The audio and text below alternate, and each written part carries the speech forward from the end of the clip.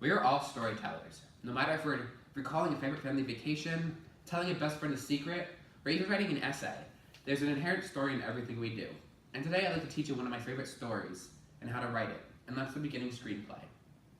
Now, as a former screenwriting major at Loyola Marymount University's film school, as well as being someone who's had his own one-act play, professionally acted and directed at a theater conference, I feel I have both the necessary experience and drive in order to teach you how to do this. I also believe that finding new ways to creatively express yourself are really important, and this can be a new one for you. So, today we'll be learning how to write a basic screenplay. And let's begin with the materials. So the first two most important things you'll need are a piece of paper and a pencil. Now, if you are more technologically savvy, you may also want to use a laptop computer.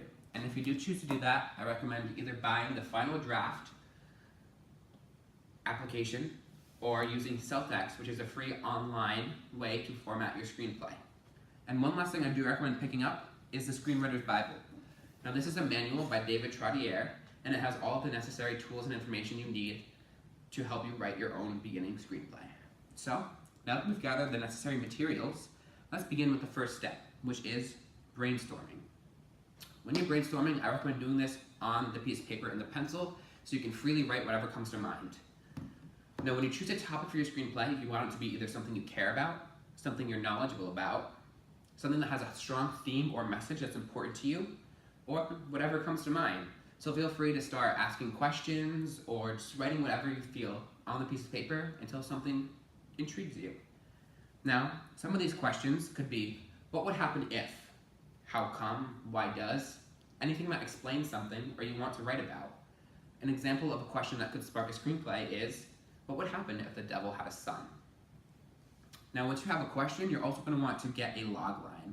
And according to movieoutline.com, there are 4 main aspects to your logline. Who is your main character? What do they want to accomplish? Who is trying to stop them? And what would happen if they fail? So this lays out a clear beginning, middle, and end for your screenplay. So let's take a look at a few examples.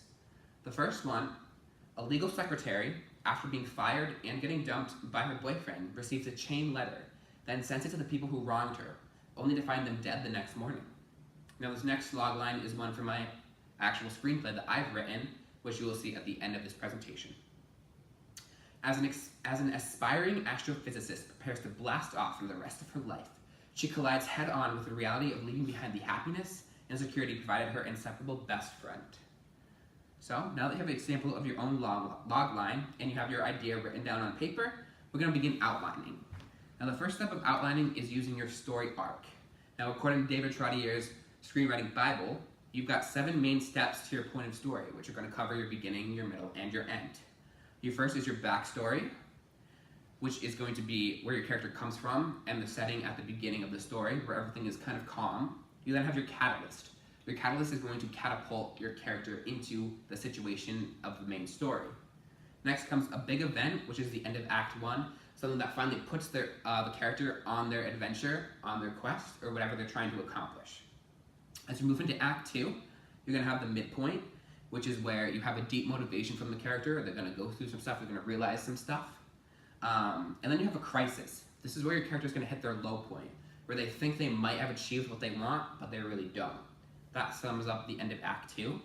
We then go into Act 3, which has Step 6, which is the showdown, the big final fight between your hero and your villain, your protagonist and your antagonist.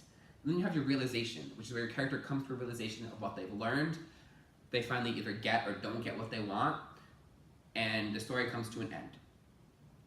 So once you've laid out a story arc of just 7 things that you might want to put down for each of these, they don't have to be long, just jot one thing down for each of the 7 steps. You're going to go on to your character bios. Now here I have demonstrated some things you might want to keep in your character bio, but I recommend, honestly, just going in and writing a backstory for your character.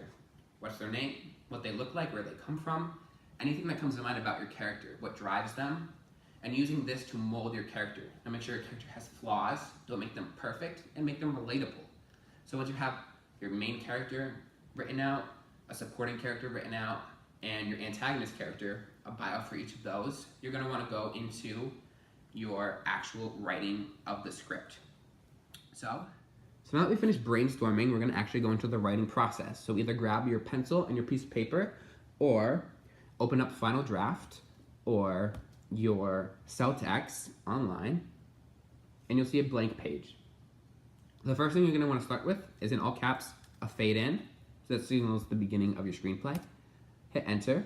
Go ahead and then in all caps, you're either going to write EXT with a period or INT with a period. The EXT stands for exterior, the INT stands for interior. You're then going to go ahead and hit space and put the actual setting. So for this example, we're going to use a classroom, and this is still in all caps. So you're going to hit space, put a dash. This is when you're going to signal day or night. So it's going to be daytime because we're at a classroom. When you hit enter again, you're going to stay flushed to the left with the 1.5 inch margins, and then begin to describe your setting. So a classroom in Boca Raton, Florida, and you begin to describe your setting. Now, after you have your setting described, you can go ahead, hit enter again, continue staying flushed, and this is when you could have a character description. So, for example, 19-year-old Joshua Harlow, which whenever you mention a character in the script, you're going to capitalize his name as long as it's not in dialogue. 19-year-old Joshua Harlow with blonde hair walks in. Now, if you have a character speaking, you're going to want to tab to the about 3.5 inch margin, which is where the character's name is going to be for dialogue. So, in all caps, you would put the character's name, Joshua.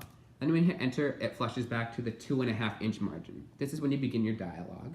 So, when you type your dialogue, hello class, that's not high school class, hello class, the dialogue is flushed like that in regular text.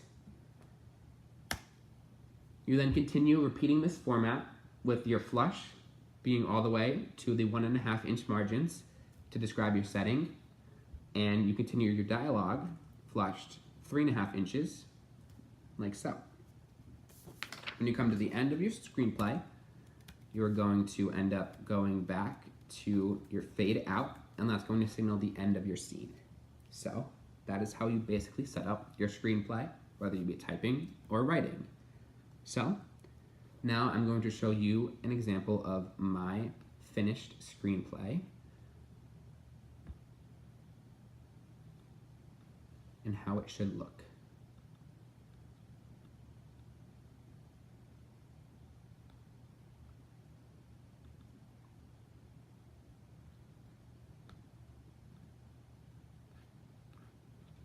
Feel free to pause the video at any time in order to actually read the screenplay. You'll notice one thing that we did not do is there are parentheticals underneath characters to symbolize what kind of tone they're talking in. And when you're finished, you will have a beginning screenplay of about 5 to 7 pages, which have a beginning, middle, and end. So, I hope this helped inform you of how to write a beginning screenplay. I thank you for watching. Now go out there and be the best storyteller that you can be. Thank you.